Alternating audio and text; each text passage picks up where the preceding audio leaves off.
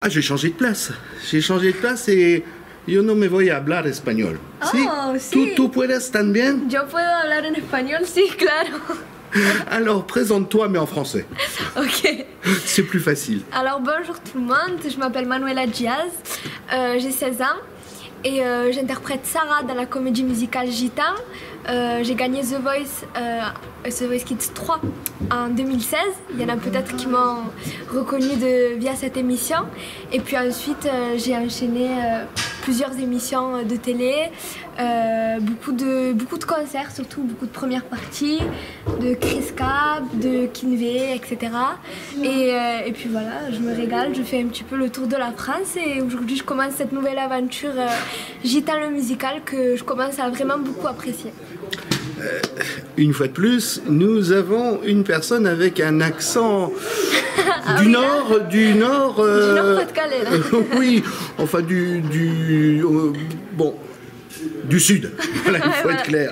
On va le dire, ouais. Et comment tu es arrivé sur toute cette, d'abord sur le Voice Kids et puis maintenant sur la comédie musicale. J'imagine qu'il a fallu beaucoup de travail parce que bon, tu as 16 ans, donc ça veut dire que l'école, ça veut dire les répétitions, etc. Donc il y a plein de choses à faire et tu arrives petit à petit à gravir les échelons. Oui, ben c'est vrai qu'au départ, j'avais 5 ans quand tout a commencé. J'ai commencé avec une vidéo qui est devenue virale sur les réseaux sociaux. C'était une reprise de Andalouse de Kenji Girac. Et puis ensuite, j'ai eu la chance du coup de rencontrer Kenji Girac dans la vraie vie à un de ses concerts. Et puis on a refait une vidéo, mais cette fois ensemble, sur sa chanson. Et puis ça a encore été viral sur les réseaux sociaux. Et puis moi, à cette époque, c'était vraiment mon idole, Kenji. Je l'écoutais matin et soir et c'était vraiment un rêve de le rencontrer. Après ça, j'ai été contactée du coup par The Voice Kids et puis je l'ai gagné du coup en 2016 à l'âge de 8 ans. Et puis ensuite, ma vie, elle a totalement changé, elle a totalement basculé.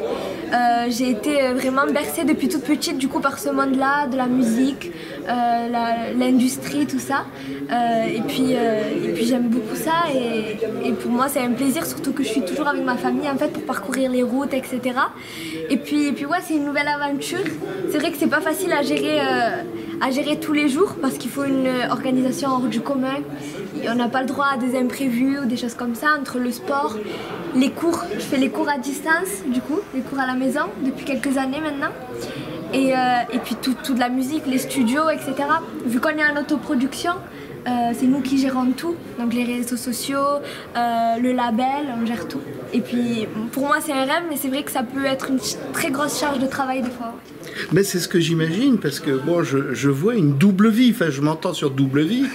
T'as la vie familiale, t'as la vie d'une adolescente de 16 ans, si j'ai bien compris. Oui. Et puis tu as la vie d'une adulte qui se produit en spectacle. Et tout ça, c'est pas dans le même, c'est pas en même temps. Comment tu fais pour gérer 24 heures? C'est vrai qu'on le dit souvent, 24 heures c'est trop peu dans une journée. Non, c'est vrai, j'ai la chance d'avoir des parents qui m'accompagnent encore une fois et qui me cadrent aussi, parce que si ce serait moi, des fois je me rendrais malade avec tout ce boulot parce que je veux jamais arrêter, je veux jamais... Voilà, c'est beaucoup de travail et des fois je n'arrive pas à me doser et heureusement qu'ils sont là pour un petit peu me cadrer et voilà, et une organisation vraiment très stricte. On n'a pas de vacances, enfin j'ai des vacances parce que pour moi j'ai jamais l'impression de travailler en fait, mais dans la vision des gens j'ai pas de vacances, etc. Tu vois, parce que quand je fais des concerts, que ce soit de 2 heures ou quoi, mais du coup pour les gens c'est juste ça doit être épuisant pour toi, etc. Alors que non, je prends juste beaucoup de plaisir à le faire, tu vois. Donc c'est vrai que c'est beaucoup de travail, mais avec un petit peu d'expérience, on va dire, on peut arriver à le gérer. Tu as un petit garde du corps qui nous surveille tous les deux là, en se disant qu'est-ce qu'il lui raconte, qu'est-ce qu'il lui fait dire comme bêtise. C'est mon petit frère. Et il a quel âge lui? Lui il a 11 ans. Et il n'est pas intéressé à faire de la chanson, à suivre ton exemple, je ne sais pas moi. Alors on a essayé, on lui a acheté une guitare électrique et tout ça, mais bon, ça l'a pas trop intéressé.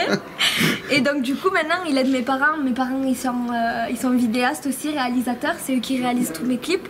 Et du coup ils s'occupent aussi de la vidéo pour Gitan le musical aussi. Et donc là, il nous aide aussi à placer les lumières, à faire les interviews, etc. Il est là, c'est mon petit garde du corps, mon petit manager, et aussi il profite avec nous, hein. Il part en voyage de partout. On est parti à Tahiti, il est parti avec nous. Oh bah tiens, on va se gêner. C'est ça. Et si quelqu'un te touche, il fait quoi? Est mort. Il est mort. Moi j'ai voulu Non, tenter, hein. Bon, il a pas sorti son flingue, hein, je suis honnête. C'est ça, pas encore. Non, c'est vrai. Mais c'est vrai que c'est une chance, je le répète encore, mais d'avoir mes parents et mon frère avec moi. Ah, moi, c'est tout ce que je demande, en vérité. Je demande pas plus. Sur le musical Les Gitans, tu vas interpréter combien de chansons seul ou accompagné? Alors, vu qu'on fait développer le personnage encore, et c'est ça d'ailleurs que j'aime beaucoup dans cette comédie musicale, j'étais un petit peu réticente, j'ai tout de suite dit oui pour participer, mais je me posais un petit peu des questions sur comment ça allait se passer, etc. Et puis ce qui m'a vraiment mis à l'aise, on va dire, c'est la liberté qu'on avait pour développer les personnages, développer la musicalité, le scénario. Vraiment, on prend compte des avis de tous les artistes.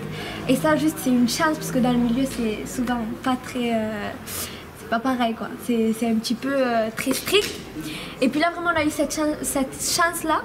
Donc, on n'a pas encore les chansons... toutes les chansons définitives, ouais. Définitives, ouais. Ça peut évoluer, quoi.